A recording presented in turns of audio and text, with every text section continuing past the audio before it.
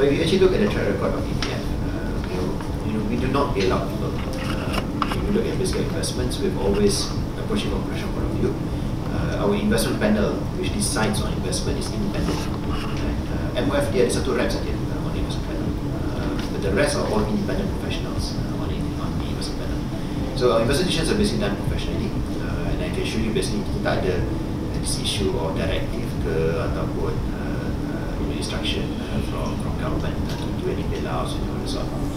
Right.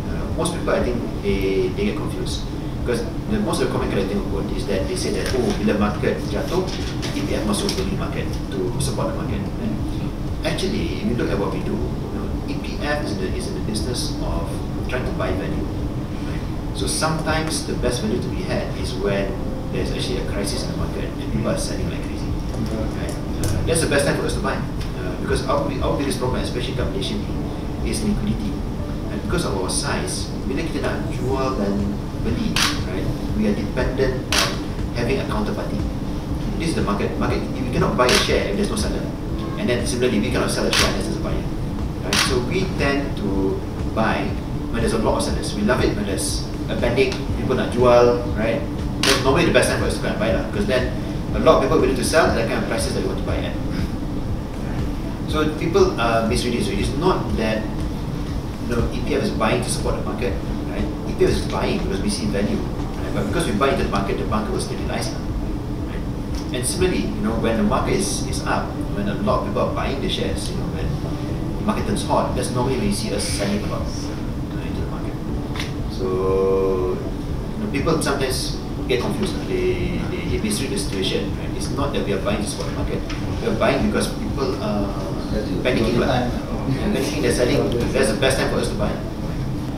Like I said, when we first, especially in UK too, when we first moved to the market roughly about 4 years ago, we were very early in the market. At that time, the UK market was under a lot of pressure because got a global financial crisis and not many people were buying.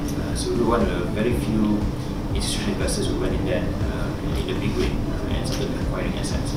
You remember some of the headlines from 2009, 2010. There were a lot of headlines about how Malaysian investors were the biggest buyers of property at the time. Right?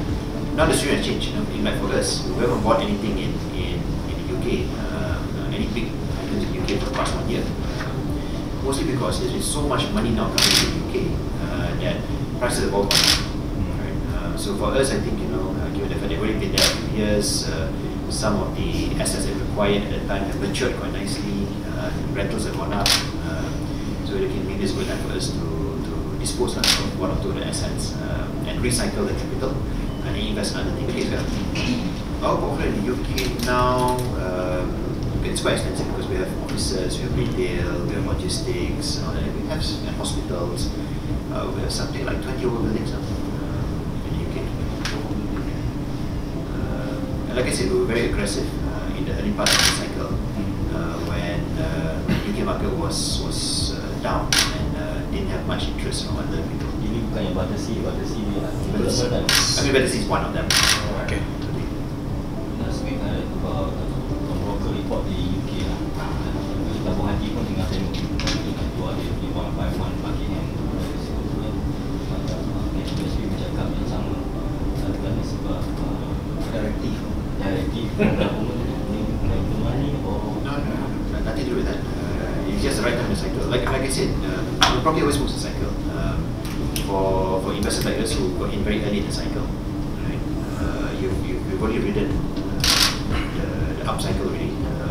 The issue, of course, is whether you want to try and completely maximize it and play the cycle all the way to the end, or whether you think actually you've done well enough already and I should exit now on at least one or two assets and then use the money and buy other things where you can see more value. KWSP tekan untuk di bawah yang keliling untuk sekolah yang dikeluarkan MOF kena invest kat dalam negeri, tak boleh invest kat luar. MOF basically issued a circular to all the relevant agencies. And here to emphasize, the circular basically emphasizes that we should try and privatize Malaysian investment. Dia tak kata completely ban on investment. Yeah. So what we do, even before this came out, we're always very careful. We always coordinate dengan negara, especially in terms of our foreign exchange in the moment, because we also don't want to necessarily affect the ringgit. So normally we always coordinate whenever we need to buy foreign currency. Kita coordinate dengan negara to make sure that we minimize impact to the forex market. In this particular instance, MOF actually has given us permission to continue on our program because we already, as given to many issues, we already items or the procedures already ongoing on a lot of transactions. And so for those which are already ongoing, not a problem pushing towards moving more of our transactions online to make it easier for our members.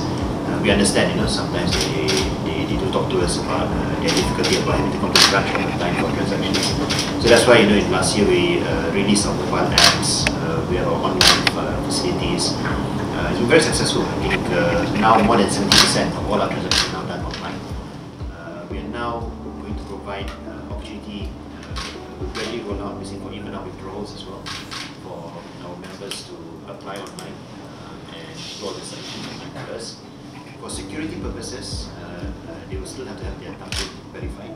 That's what we want to say, security and safety. But we're trying to minimize the number of times that they keep coming back to the branch. So over time, we're also working now with the hospitals, universities as well. So that for instance, if they want to do the withdrawal for medical purposes or withdrawal for education, they no longer have to come to see us. They can go straight to the hospital. Those who are linked directly to us, so certain hospitals will be linked directly to us, and they can do the application themselves. So the hospital can verify with us the amount of money that they can withdraw. Everything will be done electronically. So again, it's just to simplify the process. And that's coming hopefully later part of this year. Right now, we already have with Maybank, RHB, and Bank Islam for housing withdrawals. So again, they just submit online to us. We will counter check the bank, and if everything's okay, it's all processed. So we hope to expand that. More banks will be joining the system. Back to the 70% online. I think what they just check, or do they actually do withdrawal? If you look at most of the EPF has roughly about 30 million points of contact with our members on a daily basis. A lot of it basically is things, simple things like balance inquiry, printing of a statement, because they need a statement to do, for instance, loans, or they need a statement as proof of income. So we provided basically, like I said, our mobile apps now, so they can check online through the mobile app. From there, they can then essentially print themselves at home the statement. The whole idea basically is to make it so that they don't have to keep coming to the branch, which is a waste of their time and their costs. They can do it from the comfort of their home or their workplace or wherever. So if they sign up for our account, our online account, and actually 1.4 million account holders already now, and we're trying to encourage them to sign up. They can access anytime through any mobile device, internet connection.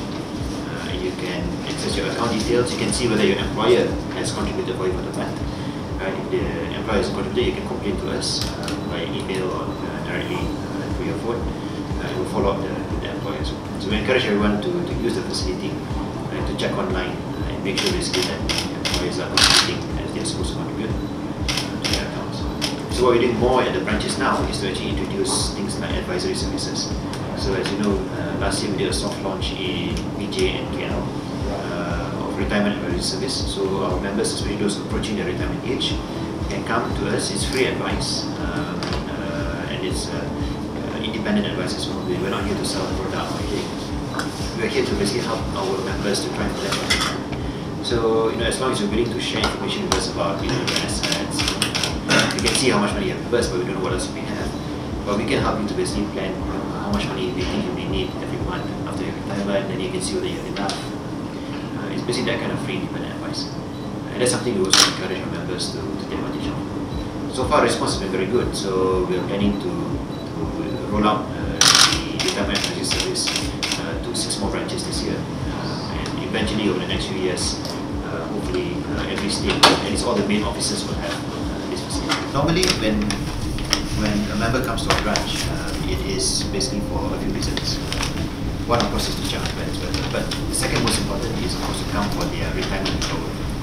Say they're reaching 55 years, they want to do the full withdrawal for the 55 years, all their money. We now have a facility in BJ and KL. if they're interested, we're not forcing, but if they're interested, they can meet our financial planners, financial planning service, and they will advise them. So they will do an analysis of their assets, their income, their expenditure, and then advise them basically that based on what they're telling us, roughly how much they will require every month in their retirement to maintain their lifestyle that they want. Then we can help to plan for them. So instead of withdrawing all the money from one lump sum, they can tell us and say, oh, okay, from job 2, then can I instead ask for, say, 2,000 ringgit a month? Right? And we will arrange every month, we'll pay 2,000 ringgit direct to the account from the account in DPF. So in the meantime, the money can stay in DPF, we can still invest for them and generate the returns for them. But they macam they set up their own pension or their own private scheme. So the idea basically is to help people to understand the importance of managing the money so they can last longer, and then over time they can basically manage their own lifestyle. Yeah, about 2,000-3,000 already have used the facility. So every day we have roughly about 12 per person. Because this is not just to go into the account and doing your transaction. It's actually sitting down over maybe half an hour or so, planning out their retirement. 12 per person. Yeah. So basically, like about Mr. Hussein, maybe about 2,000 to 3,000 already have utilized the service. Feedback generally has been very positive. I think a lot of people don't realize how long their life expenses is going to be. They don't realize, for instance, how long the money will last. So it's a good way for them to plan for their retirement. Like I said, it's purely voluntary. We don't charge anything, in the free advice. And for us also, it's a good way for us to develop our people. So we are actually sending our own people for training to become certified financial planners, so that they can provide this advice.